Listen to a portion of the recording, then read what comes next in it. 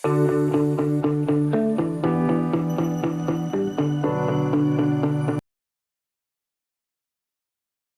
आपने कभी सोचा है, एक छोटा सा अटैक किसी बड़ी जंग की शुरुआत बन सकता है? क्या एक पहाड़ी इलाके में हुई गोलीबारी दो परमाणु ताकतों को टकराव की कगार तक ले जा सकती है?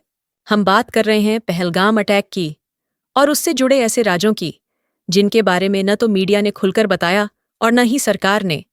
लेकिन कुछ सुराग हैं जो कुछ बड़ा कह रहे हैं। और इस वीडियो के अंत में आप जानेंगे वो सच जो शायद आज भी बहुत लोगों से छुपा है। तो वीडियो को अंत तक जरूर देखिए, क्योंकि हर 5 मिनट बाद एक नया सस्पेंस खुलेगा। पहलगाम, जम्मू और कश्मीर का एक शांत सुंदर इलाका जहां अक्सर टूरिस्ट्स आते हैं। लेकिन उसी इलाके में एक दिन हुआ अचानक अटैक, गोलियों की आवाज, भगदड़ और मौत का सन्नाटा। सरकारी बयान आया, यह एक लोकल टेरर ग्रुप का हमला था। पर हमारी कहानी यहीं से शुरू होती है, क्योंकि इंटेलिजेंस एजेंसीज को इस हमले में कुछ अलग नजर आया। सीसीटीवी फुटेज, फोन ट्रैफिक और एक संदिग्ध व्यक्ति जिसने हमले से 3 दिन पहले चीन से कॉल रिसीव किया था।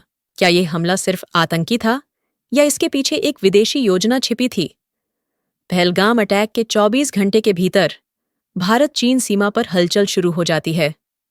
लद्दाख सेक्टर में भारतीय सेना अलर्ट मोड पर चली जाती है। उधर सैटेलाइट इमेजेस दिखाते हैं चीन की सेना भी ट्रूप मूवमेंट कर रही है। क्या यह महज इत्तेफाक था या फिर कोई बड़ा खेल?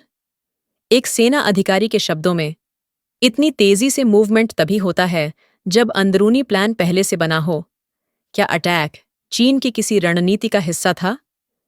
दिल्ली में प्रधानमंत्री कार्यालय में आपात बैठकें होती हैं। RAY, NSA, डिफेंस चीफ्स सभी शामिल होते हैं। लेकिन पब्लिक को कुछ नहीं बताया जाता। सिर्फ एक लाइन, सुरक्षा व्यवस्था की समीक्षा की गई। कई लोग पूछने लगे, इतनी सीक्रेसी क्यों? और फिर एक बड़ा इशारा मिला, LOC और LAC दोनों पर एक साथ सेना की गतिविधि। क्या यह सिर्फ एक सुरक्षा कदम था या युद्ध की तैयारी? चीन की ओर से भी मिलिट्री कैंप्स एक्टिव होते हैं। अरुणाचल प्रदेश के पास एक नया बेस सेटअप किया जाता है जो पहले सैटेलाइट में नहीं दिखता था। एक चीनी ब्लॉगर लिखता है, Pahalgam was only a message, the real response will come soon. क्या ये केवल सोशल मीडिया की बात थी या कुछ अंदर की जानकारी बाहर आई? क्या चीन इंडिया को प्रोवोक कर रहा था ताकि जवाबी कार्रवाई को वह हमला कह सके? भारत ने भी अपना मोर्चा संभाल लिया। एयरफोर्स को स्टैंड बाय पर रखा गया। ईस्टर्न कमांड से युद्ध सामग्री फॉरवर्ड बेस पर भेजी जाती है। LAC के नजदीक रेडर सिस्टम्स एक्टिव कर दिए जाते हैं। लेकिन अभी तक किसी भी तरफ से कोई गोली नहीं चली। और यहीं आता है सबसे बड़ा सवाल, अगर सब कुछ युद्ध जैसा था तो युद्ध क्यों नहीं हुआ? एक गुप्त डिप्लोमैटिक चैनल एक्टिवेट होता है चीन और भारत के बीच। 3 न्यूट्रल देशों के माध्यम से संदेशों का आदान प्रदान शुरू होता है। एक चीनी अधिकारी भारत को साफ कहता है, अगर आपने हमला किया तो हम जवाब देंगे। और भारत का जवाब भी उतना ही सीधा था, हम नहीं झुकेंगे।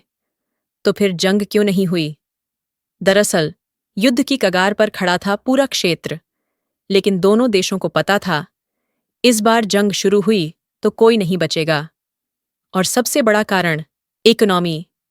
चीन और भारत दोनों दुनिया की सबसे तेजी से बढ़ती अर्थव्यवस्थाएं हैं। एक युद्ध न सिर्फ जाने लेता बल्कि अरबों डॉलर की क्षति होती। चीन की कंपनियां भारत में हैं और भारत की कंपनियां चीन पर निर्भर। तो क्या पहलगाम अटैक केवल एक बहाना था या यह सच में सिर्फ एक आतंकी घटना थी या फिर एक गेम जो किसी और ने खेला? सच क्या है ये शायद कभी पूरी तरह सामने न आए।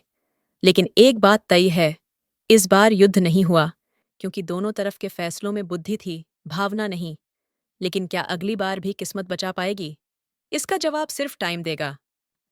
अगर आपको यह वीडियो पसंद आया हो तो लाइक करें, कमेंट में बताएं कि आपको क्या सस्पेंसफुल लगा और चैनल को सब्सक्राइब करना ना भूलें। हम फिर मिलेंगे एक और सच्चाई, एक और रहस्य, एक और खुलासे के साथ।